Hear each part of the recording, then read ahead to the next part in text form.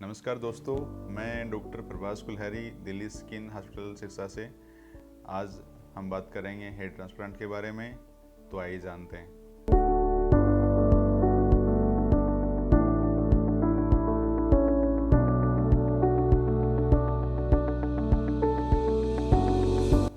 तो आइए हम बात करते हैं हेयर ट्रांसप्लांट के बारे में।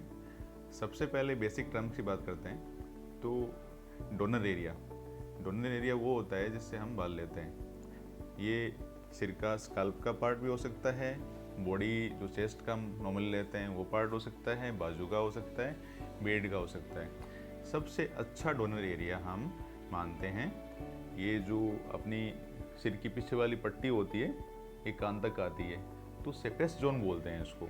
यहाँ जो बाल हैं वो आखिरी उम्र तक रिजर्व रहते हैं, खराब नहीं होते, इसलिए इसको सेफेस्ट डोनर जोन बोलते हैं। दूसरी टर्म है रेसिपिएंट एरिया। रेसिपिएंट एरिया वो होता है जिस पे हम बाल लगाते हैं। तो जहाँ आपके बाल उड़े होते हैं, सपोज करो कि मोस्टली हम मानते हैं कि जो आगे वाला पार्ट है ये बाल्ड होता है। कुछ लोगों के एक पैटर्न लॉस होता है साइड से।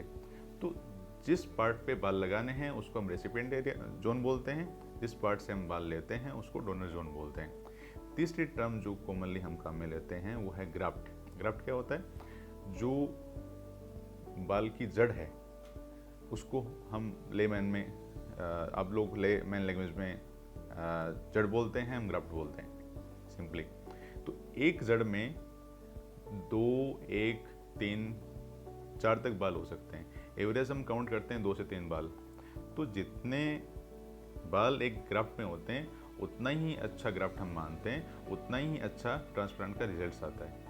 तो डोनर एरिया से ग्राफ्ट लेके रेसिपिएंट एरिया पे बाल हम लगाते हैं। एक सिंपल प्रोसीजर है जिसमें हम ऊपर स्किन में ही वर्क कर रहे हैं। ये एक डीप सर्जरी नहीं होती है, इसलिए बहुत सारे कॉम्प्लिकेशन इसमें नहीं होते। बड़ी इजी प्रोसेस है, लोकल एनेस्थेसिया में होती है। कोई हम स्पाइनल या कोई जनरल एनेस्थेसिया नहीं देते, इसलिए सारे कॉम्प्लिकेशन इसमें नहीं होते। हेयर ट्रांसप्लांट के बारे में बहुत सारे मिथ और गलत अवधारणाएं हैं। तो सबसे पहले हम जो कॉमन मिथ हैं, जो हमारे से क्वेरीज होती हैं कि ये चीज़ें होती हैं, ये ऐसा होता है कि नहीं होता है।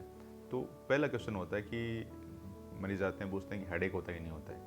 तो एक्चुअली हेडेक इसका कॉम्प्लिकेशन नहीं है, क्योंकि ये बिल्कुल डिफरेंट लेवल पे काम करते हैं। ब्रेन टिश्यू अलग होता है, स्किन में वर्क करते हैं, बीच में स्कैल्प का पूरा बोन आता है, तो कभी हेडेक इसका कॉम्प्लिकेशन नहीं होता है।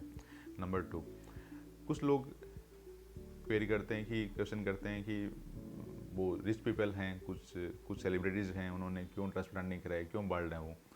एक्चुअली ये प्रायोरिटीज़ है उनकी, जिन्होंने करवा रखा है उनको देखिए आप।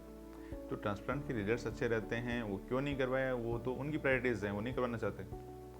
तीसरा जो मिथ है, वो अवधारणा है, वो रहती है कि इसमें नेचुरल लुक आता कि नहीं आता है, या मतलब ये जो बाल हैं ये एक्चुअली सिंथेटिक होते हैं, नेचुरल होते हैं, कैसे होते हैं। तो हम बताते हैं आपको कि पहले हमने बात किया था कि आपके ही डोनर एरिया से हम बाल लिए थे, वही लगाए हैं। तो सिंपल एक प्लांट हमने एक खेत से लेके दूसरे जगह उसी खेत में लगा दिया, तो प्लांट तो वही रहा, ग्रो वैसे ही किया।